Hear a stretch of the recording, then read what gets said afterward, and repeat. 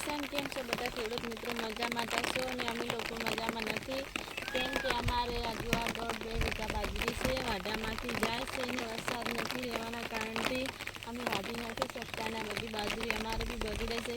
અને કોને કોને બાજરી બગડી છે તો કમેન્ટ કરજો. જે લણેલી બાજરી પડી છે ને વાઢેલી પડી છે હું ખેતરી તમને બતાવીશ, તો તમે મારો વિડીયો સાથે જોડાઈ રહેજો. તો મારું જે આ ખેતર છે બીજું બાજરી આપણે વાઢેલી પડી છે અને કાંકણા બી તમે જોઈ શકો છો કે આ બધા પલળે છે. આ જો બધું બાજરી બધી કાળી થઈ ગઈ છે. તો બધા ખેડૂત મિત્રો એમ કહેવા માગું છું કે જે રીલ બનાવે છે એમના માટે વિડીયો ખાસ મેં બનાવ્યો છે. આજે વરસાદ પડે છે તો બી હું સાથે મોબાઈલ બે લઈને આવી છું અને વિડીયો શૂટિંગ ચાલુ કરીશ હમણાં. તો એમને હું એમ કહેવા માગું છું કે તમે રીલ જેવી બનાવો છો તો આપણું જે વાવેતર બગડે છે તમે એના વિડીયો બને અને અપલોડ કરો યુટ્યુબમાં, કેમ કે સરકાર સુધી જાય તો આપણને બી કાંઈક રાહત મળે. રીલો પોસ્ટ કરો છો તમે જે સારા સારા વિડીયો બને પોસ્ટ કરો છો એની જગ્યાએ જે આપણું ખેતરનું બધું વાવેતર અને એ બધું બગડે છે તો તમે એવા બધા વિડીયો પોસ્ટ કરો અને આગળ અપલોડ કરો, કેમ કે જ્યારે સરકાર જોડે જાય ત્યારે એમને બી ખબર પડે કે ખેડૂત મિત્રોને કેટલી બધી તકલીફથી આ મહેનત કરીને વસ્તુને આ બધું બગાડ થાય છે તો આપણને બી કાંઈક રાહત મળે. જે 3 તારીખ છે ને બાજરી તો આપણે બધી બગડી ગઈ છે, તો મારો વિડીયો આટલો તમે આગળ શેર કરજો.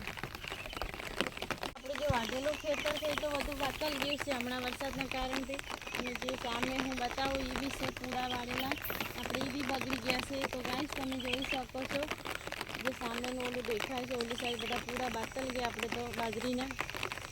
તો હું જે નજીકવાળા દૂર હતું તો તમને નથી બતાવી શકતી કારણ કે બહુ દૂર હતું. અને જે જો તમે જોઈ શકો છો અમારી બધી સાર પલળી ગઈ છે, બધા બાજરીના બધા પૂડા હાડી ગયા છે, કાંઈ કામના નથી રહ્યા. થોડા કામ ના હોત તો આપણે ગાયોને બી ચારાવી શકો અને વેચવા બી કામ આવત ને આપણા ગાય ભેંસ માટે બી કામ આવત. તો તમે જોઈ શકો છો આ બધા પલળી ગયા, કાંઈ કામના જ નથી રહ્યા, બધી સારી ખરાબ થઈ ગઈ છે. આ બહુ નીકળું તો એવું નથી કે એક ઓગલું નથી, કારણ કે આપણે તો આખા ખેતરની સાર બધી બાતલ ગઈ છે. તમે જોઈ શકો છો કેટલી બધી સાર પલળી ગઈ છે અમારી, વરસાદ નથી રહેતો એના કારણથી. તમે જોઈ શકો છો આ બધી જે સામે પડી બધી બગડી ગઈ, આખા ખેતરની સાર હતી આપણે.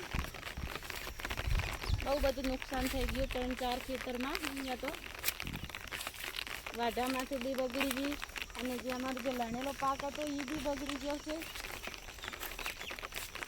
તો બધી સાર આપણી બધી વાતલી ગઈ છે હમણાં તો કંઈ કામની નથી રહી.